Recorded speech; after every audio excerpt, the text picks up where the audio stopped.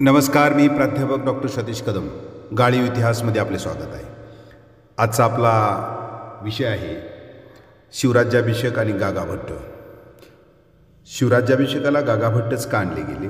गागाभट्ट नेमके कोण? विषय फार वेगळा आहे. नेहमी याच्यावर चर्चा होत असते, मात्र सखोलपणे ही गागाभट्टाविषयी चर्चा या ठिकाणी आपल्याला करायची आहे. ज्यांनी आमच्याला या चॅनलला सबस्क्राईब केलं असेल सबस्क्राईब जरूर करा आणि आवडल्यास निश्चितच शेअर करायला विसरू नका. तर त्यानुसार आपल्याला आज चर्चा करत असताना शिवराज्याभिषेक 6 जूनला रायगडावर दरवर्षी एक मोठा अशा प्रकारचा उत्सव साजरा होतो. तर या शिवराज्याभिषेकाची ज्यावेळेस चर्चा होते तर ही चर्चा होत असताना मग हा जो विधी आहे हा पूर्ण विधी पार पाडण्याचं काम त्या कालखंडामध्ये ज्या गागाभट्टांनी केलं, तर हे गागाभट्ट कोण, त्यांनाच का आणलं गेलं, याची या ठिकाणी चर्चा करत असताना आपल्याला गागाभट्टाचा अभ्यास ज्यावेळेस आपण करतो तर त्यावेळेला एक 2 मोठी साधनं आपल्यासमोर येत आहेत. तर त्यामध्ये 1912 साली लिहिलेलं गाधी वंशानुरचित म्हणजे हरिप्रसाद शास्त्रींनी हा जो ग्रंथ पोथिवजा ग्रंथ त्या कालखंडामध्ये लिहिला आहे.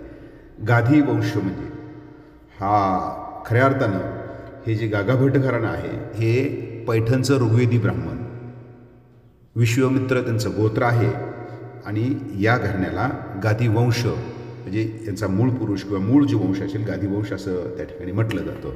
आणि त्यानंतर 1923 साली कांतानाथ भट्ट नावाच्या मिर्झापूरच्या माणसाने लिहिलेलं आणखी एक आपल्याकडं काव्य सापडलेलं आहे किंवा पोथी सापडली. त्यामध्ये त्याचं नाव आहे भट्टवंश काव्य. म्हणजे 409 श्लोकाचं हे जे काव्य आहे तर या काव्यामध्ये सुद्धा आपल्याला गागाभट्टाविषयी किंवा या घराण्याविषयी आपल्याला माहिती या ठिकाणी मिळते. साहजिकच आहे की यांचं मूळ गाव त्या कालखंडातलं पैठण म्हणजेच मध्ययुगीन कालखंडातलं किंवा प्राचीन कालखंडातलं धर्मपीठ म्हणून सुद्धा ज्याच्याकडे आपल्याला पाहता येईल. सर्व धर्माचं जे काही मूळ पीठ असेल धर्मशास्त्राचं तर हे पीठ पैठण या ठिकाणी होतं. त्यामुळं पैठण इथं राहणाऱ्या या धर्मपंडितांना पूर्ण दक्षिण भारतामध्ये एक मोठं मानाचं अशाच प्रकारचं स्थान होतं असं आपल्याला दिसतंय. साहजिकच आहे की ज्यावेळेस देवगिरीचं राज्य आहे, देवगिरीच्या यादवाचं राज्य होतं तोपर्यंत ही व्यवस्था पुढं राहिली. मात्र त्यानंतर 13व्या शतकापासून दक्षिण भारतावर मुस्लिमांचा अंमल सुरू झाला आणि आपण पाहिलेलं आहे की देवगिरीचं राज्य बुडालं आणि त्यानंतर पुढच्या कालखंडामध्ये बहामनी आणि बहामनीनंतर जे या भागात असलेली जी काही मुस्लिम राष्ट्र होती, खास करून अहमदनगरची निजामशाही असेल किंवा गोळकोंड्याची कुतुबशाही आणि विजापूरची आदिलशाही आणि आग्रा आणि दिल्ली या ठिकाणाहून आता दक्षिण भारतामध्ये आलेले मोगल या मुस्लिम सत्ताधीशामुळे हा परिसर पूर्णपणे त्यांच्या मुस्लिमांच्या अंमलाखाली आलेला आहे.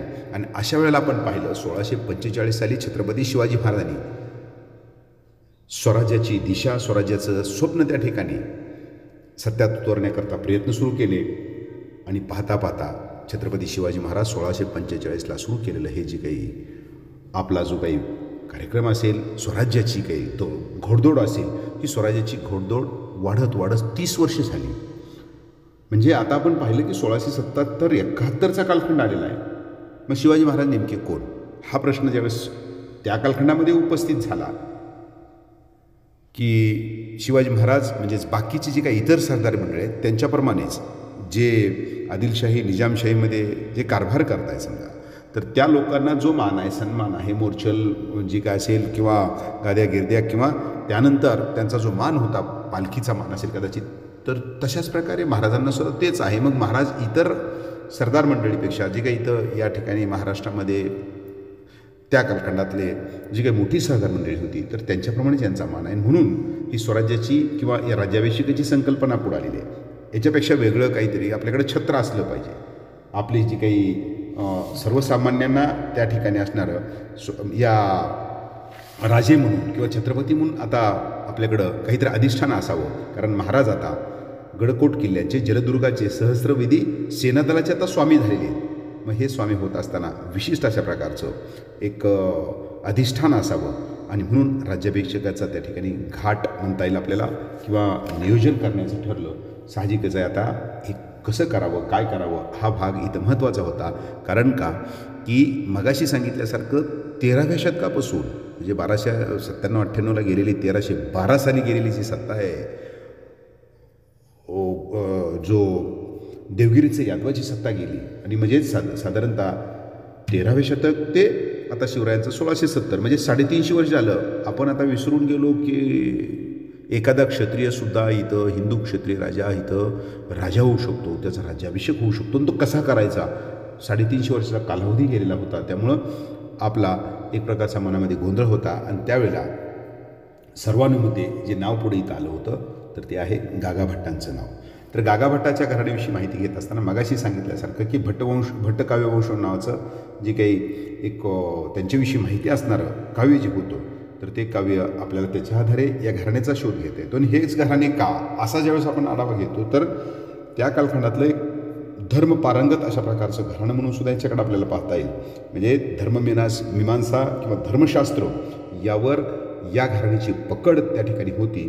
आणि मग आपण पाहिलं की पैठणला यांचा मूळ पुरुष राहत असताना यांचा जो जी काही वंशावळ आपल्याला या ठिकाणी प्राप्त झालेली आहे त्यानुसार नागपाश हा या गागाभट्ट घराण्याचा मूळ पुरुष आहे. त्याचा पुत्र चांगदेव, चांगदेवचा पुत्र गोविंद आणि त्यानंतर त्याचा पुत्र असणारा रामेश्वर म्हणजे ज्याचं कालखंड 1513 16वं शतक आहे या रामेश्वरांची भट्टाची. तर हे रामेश्वर भट्ट त्या कालखंडातलं एक फार मोठं अशा प्रकारचं व्यक्तिमत्व. तर त्या रामेश्वर भट्टाने पैठणहून पुन्हा त्यानंतर संगमनेर या ठिकाणी गेले. संगमनेरनंतर कोल्हापूरला त्या ठिकाणी गेले. म्हणजे या घराण्याची कोल्हापूर ही कुलदैवता त्या ठिकाणी सांगण्यात आली आहे. त्यानंतर ते पलीकडं हम्पी या ठिकाणच्या विजयनगर साम्राज्यामध्ये काही कालखंडापर्यंत गेले. तिथंही त्यांनी या धर्मशास्त्रावर मोठं खूप अशा प्रकारचं काम केलं.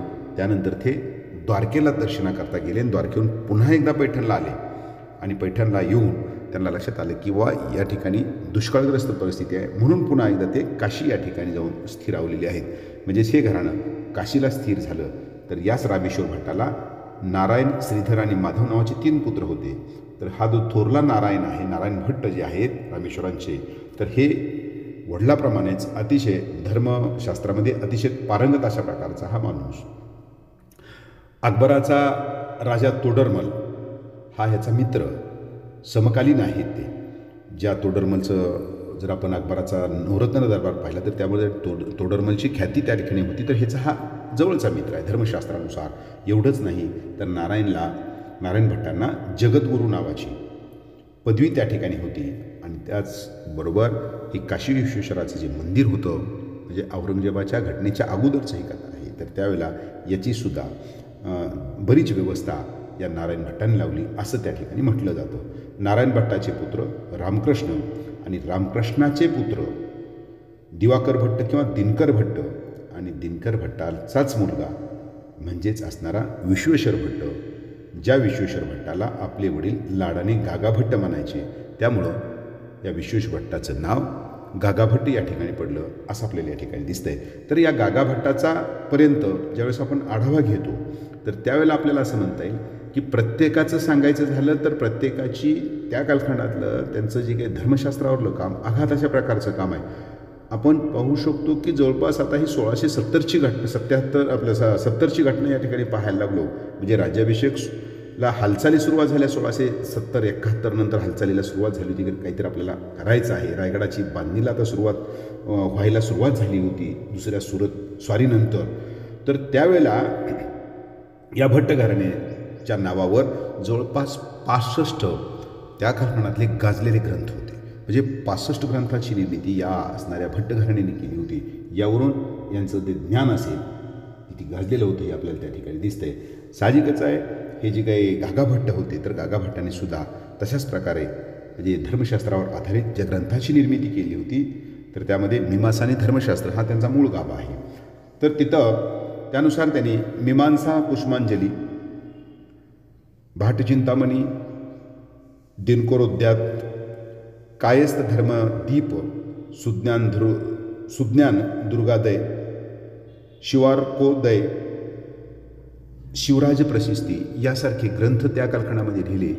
आणि त्यामुळंच गागाभट्ट हे वाराणसी किंवा काशी या ठिकाणचे सर्वात प्रख्यात अशा प्रकारचे पंडित हा खऱ्या अर्थानं पैठणचा जरी असणारा ब्राह्मण असला तरीसुद्धा या गागाभट्टांना काशी विश्वेश्वराच्या पूजेचा मान होता.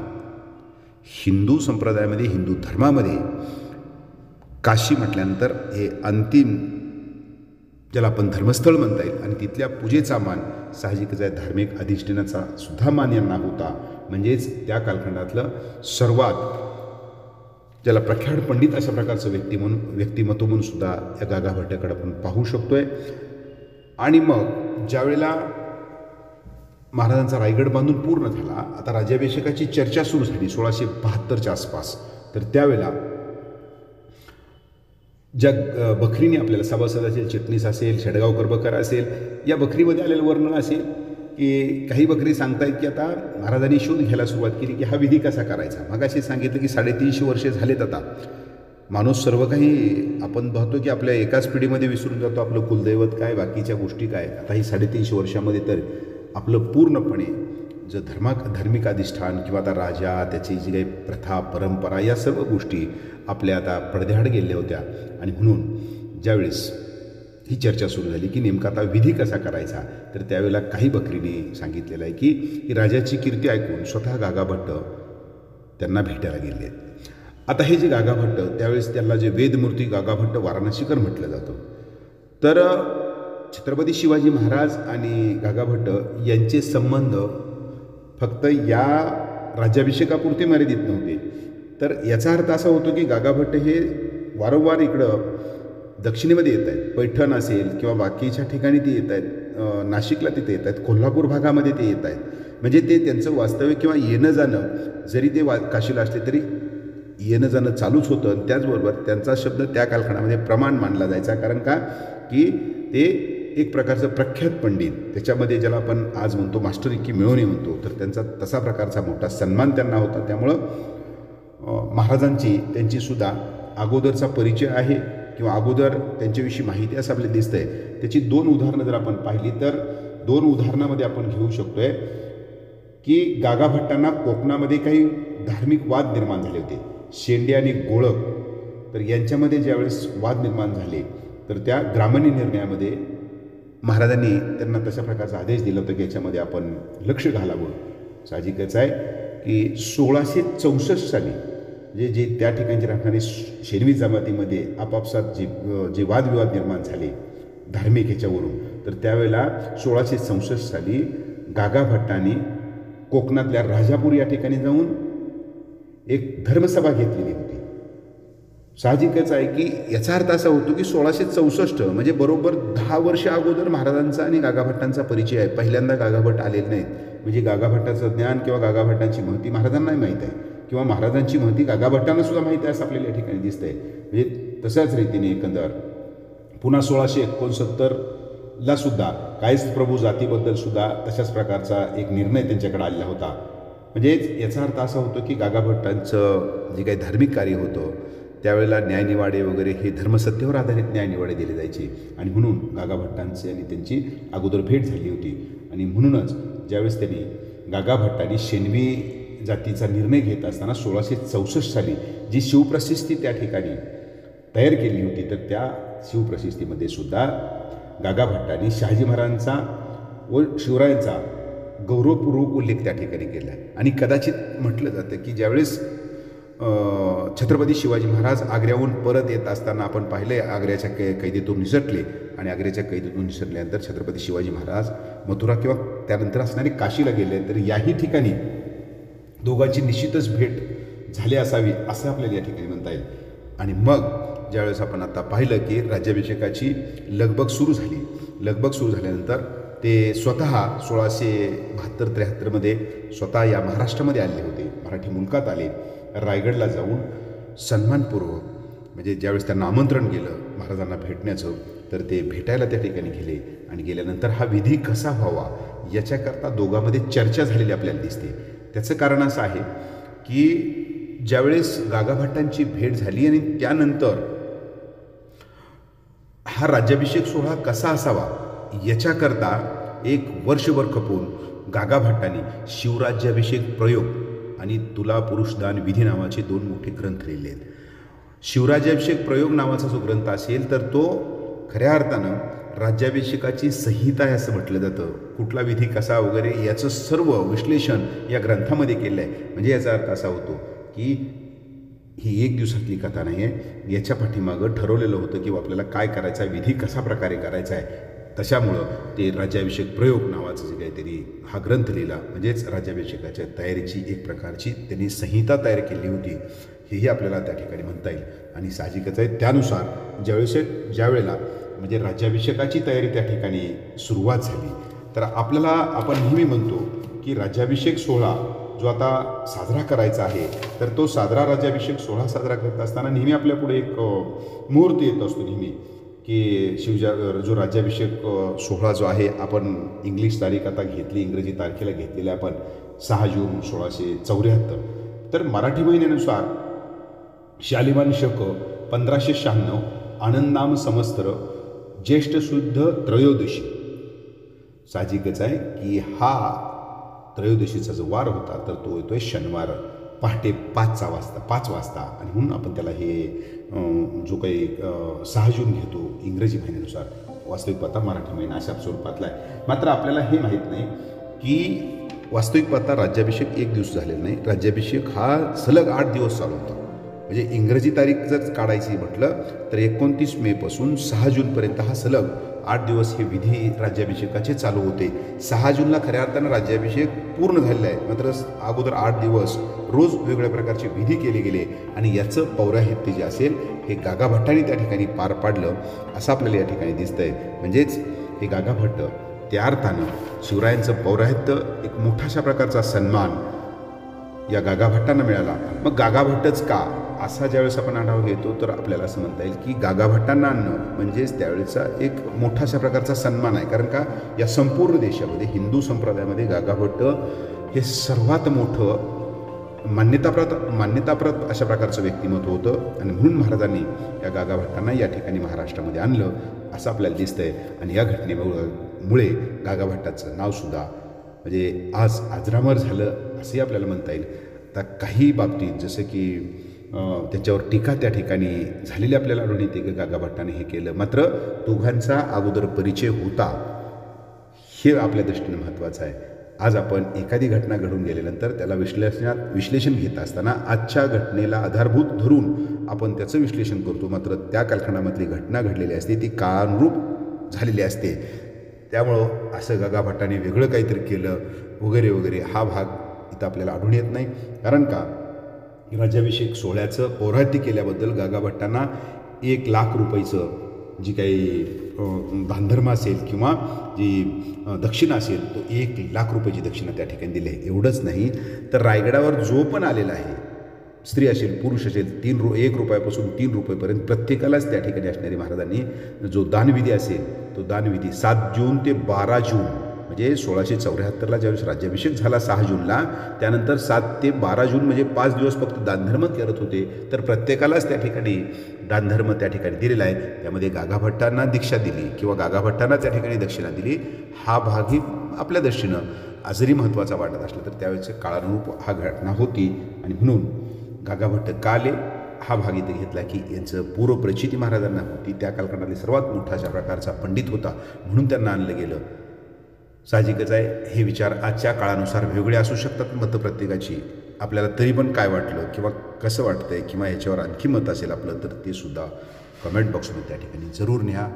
आणि आपल्याला आवडल्यास ही जी काय असेल व्हिडिओ तर तो आपण शेअर करा. कुठल्याही असणाऱ्या चर्चेला आपण नेहमीच तयार असतो. धन्यवाद.